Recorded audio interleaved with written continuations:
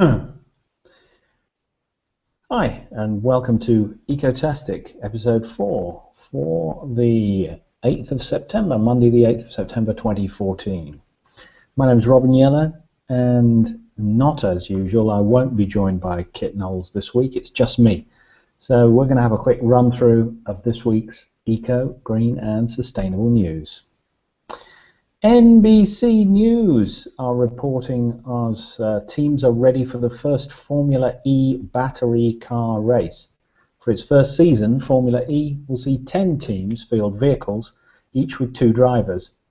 Several, including Virgin Racers' Jamie Alguersuari and Mahindra Racing's Karun Chandrok, previously ran the Formula One circuit. Drivers and fans will have to get used to some differences between traditional motorsports and battery car racing. The events will be shorter, a reality mandated by current battery technology. And in Beijing, race day, September the 13th, will start out with 2 morning practice sessions, then a qualifying session, and the race itself will last about an hour. Now, I've been looking forward to this, but there's part of me which thinks it's all about the noise, it's all about the tech.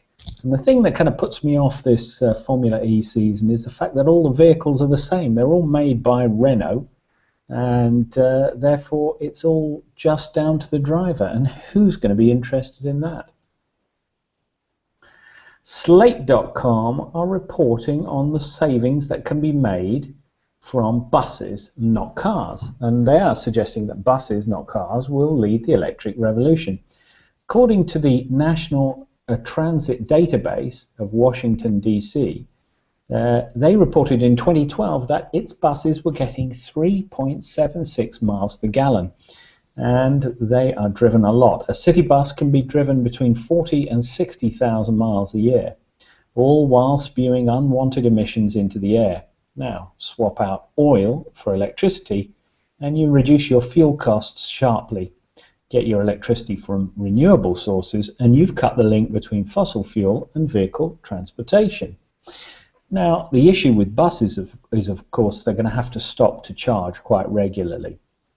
I'm not completely clear how long a daily bus commute would take it, but certainly it would involve charging. And I've read of several systems, including underfloor magnetic resonance charging, which actually charges the bus while it's moving, and magnetic resonance charging at bus stops, so it gets a little jolt of electricity while it's waiting at the individual bus stop to pick up.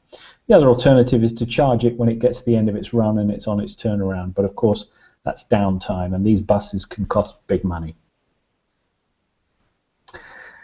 Inhabitat.com reported about a compact prefab house made from a single shipping container in Milan. Now, Australian firm Novodeca Modular this week reported that it's building modular homes, the smartest of which are dubbed granny flats. Their recent house in Milan is based on a 40-foot shipping container and comprises space-saving solutions that make it compact and expansive at the same time. Thanks to mechanisms such as folding doors and built-in cabinets, the house provides a living space that doesn't feel too claustrophobic, and it looks good too. So building houses out of shipping containers is something which a lot of you who follow the eco, green and sustainable scene will have seen before, but look at this one. This is fantastic. Now obviously they've put one down here and they've taken another one, cut it over the top, but look at this inside, this fantastic kitchen and living area. Let's have a look here. There's a nice TV. My computer's going a bit slowly, but absolutely gorgeous, stunning looking residences. Where they would actually place them, I don't actually know. I'm not completely clear on whether you could just drop this into an existing piece of land. Certainly in the UK, where I'm living, that might be a bit difficult. Forbes.com reports about the US economy getting a lift by going deep to retrieve natural gas. The ability to capture unconventional shale gas deposits that are locked inside rock formations a mile beneath the Earth's surface is supplying both businesses and power generators with an inexpensive and reliable fuel source. has breathed new life into such energy-intensive facilities, as well as giving utilities an alternative to coal that has fallen out of regulatory favour. Now, we've all seen the news articles about fracking. There was even a movie about fracking in the States, which I can't remember who was in it off the top of my head, but it was a great flick. And I'm kind of, there are two camps around fracking. One is it's a great source of energy, clean energy. The carbon chains on natural gas are much shorter than coal, and therefore are more likely to burn cleanly. And it's a great way to ensure that you've got energy independence. If you are not reliant on somebody else for your coal, your oil, you're a lot more secure. Also, it's very cheap and very safe. Now, everybody is objected to this phrase fracking. Now, fracking, which is short for hydraulic fracturing, is the process by which the gas is released from the rock and involves pressure, or sometimes a charge, going off deep under the ground to kind of start the process of the gas coming up the pipes. There was a film that I saw a few years ago called, it was something like Gasland, which was a documentary which talked about gas, natural gas coming out of people's taps, and people sort of putting a lighter on the water flow and it catching fire, and all sorts of things being poisoned, and the pollutants, the mud that's used as part of the process to get the gas out of the ground, containing very high quantities of diesel just being left there by the fracking companies in a sort of environmental disaster waiting to happen. On the other hand, if it's done well, it can be very clean, it can be very green, and should have no effect on your environment.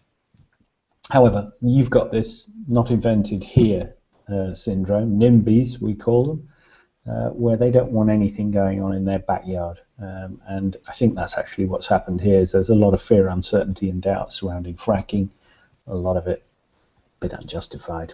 I say more gas. So Shane Kitt isn't on this call because he would give you the alternative point of view. Finally, it's another inhabitat.com article. Enrique Luis Sardi's edible coffee cup lets you have your espresso and eat it too. If you're tired of paying extra when you want a sweet treat for your morning shot of espresso, Enrique Luis Sardi has come up with a way of getting around your pain. He's a Venezuelan designer, and working with Italian coffee company Lavazza, Sardi conjured up a way to combine the cookie and the coffee cup to create a portable vessel which you can eat right after you've finished your espresso. And here's a happy lady having her Lavazza espresso out of her edible cup. Fantastic. And what I love about this, of course, is that nothing's wasted. No detergents are used to clean up the plates or the cups, the crockery. Everything's gone. It's disposed of. By the way, before we go, I've got a final question for you. Be honest, tell me if you get it right. What is greener, a ceramic mug for your cup of coffee or a paper cup? Think about it. Next week, I'll tell you the answer. That has been Ecotastic, episode 4. My name, as always, is Robin Yellow. Goodbye.